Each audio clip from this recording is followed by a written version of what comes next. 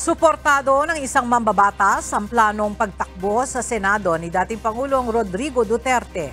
Sa isang pahayag, sinabi ni Senator Ronald Bato de la Rosa na kilalang kaalyado ng mga Duterte na nakasuporta siya sa dating Pangulo sakaling kumandidato ito sa pagkasenador sa 2025. Para kay Senator Bato, marami pa anyang mayaalok si dating Pangulong Duterte sa mga Pilipino bilang mambabatas. Nagsilbing pinuno ng pambansang pulisya si De La Rosa sa panahon ni dating Pangulong Duterte na nanguna sa tinaguriang Bloody Drug War.